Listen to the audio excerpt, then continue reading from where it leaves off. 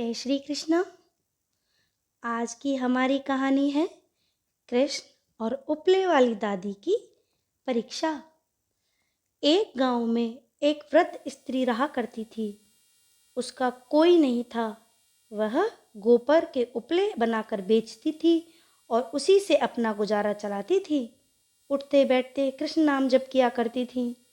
यहाँ तक कि उपले बनाते समय भी उस गांव के कुछ दुष्ट लोग उसकी भक्ति का उपहास करते और एक दिन तो उन दुष्टों ने एक रात उस वृद्ध स्त्री के सारे उपले चुरा लिए और आपस में कहने लगे कि अब देखें कृष्ण कैसे इसकी सहायता करते हैं।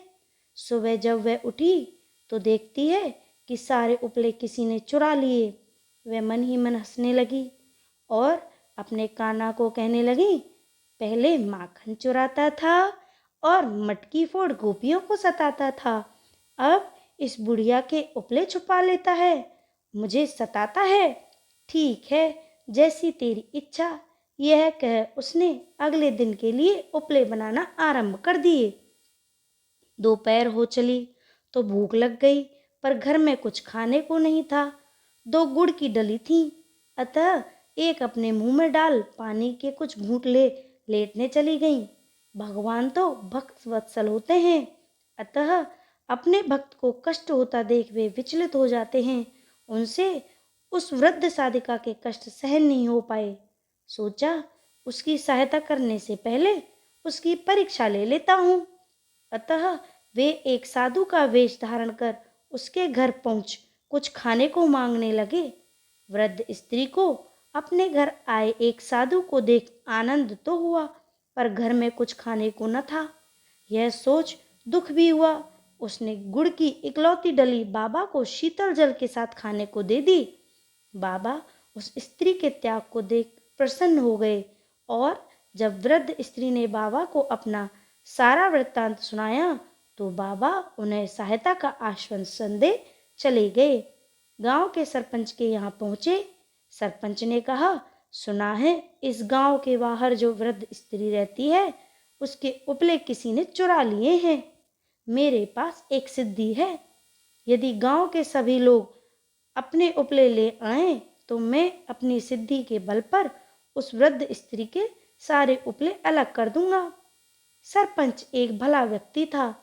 उसे भी वृद्ध स्त्री के उपले चोरी होने का दुख था, अतः उन्होंने साधु बाबा रूपी कृष्ण की बात तुरंत मान ली और गांव में ढिंढोरा पिटवा दिया कि सब अपने घर की उपले तुरंत गांव की चौपाल पर ला के रखें। जिन दुष्ट लोगों ने चोरी की थी उन्होंने भी वृद्ध स्त्री के उपले अपने उपलों में मिलाकर उस ढेर में एकत्रित कर दिए। उन्हें लगा कि सब उपले तो एक जैसे होते हैं, अतः साधु बाबा कैसे पहचान पाएंगे। दुर्जनों को ईश्वर की लीला और शक्ति दोनों पर ही विश्वास नहीं होता है। साधु वेशधारी कृष्ण ने जब उपलों को कान लगाकर वृद्ध स्त्री के उपले अलग कर दिए, वृद्ध स्त्री अपने उपलों को तुरंत पहचान गई और उसकी प्रसन्नता का तो ठिकाना ही नहीं था। वह अपने उपले उठा साधु बाबा को नमस्कार कर चली गई। जिन दुष्टों ने वृद्ध स्त्री के उपले चुराए थे उन्हें यह समझ नहीं आया कि बाबा ने कान लगाकर उन उपलों को कैसे पहचाना। अतः जब बाबा गांव से कुछ दूर निकल आए तो वे दुष्ट बाबा से इसका कारण जानने पहुंचे।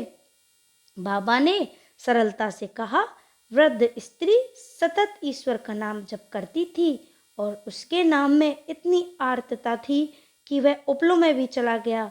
कान लगाकर वे यह सुन रहे थे कि किन उपलों से कृष्ण का नाम निकलता है और जिनसे कृष्ण का नाम निकल रहा था उन्होंने उन्हें अलग कर दिया। यह है नाम जप का परिणाम। अतः हमें भी व्यवहार के प्रत्येक कृत्य करते समय नाम जप करना चाहिए। इससे हम पर ईश्वर की कृपा होती है व संकट से बचाव होता है। जय श्री राधे कृष्णा।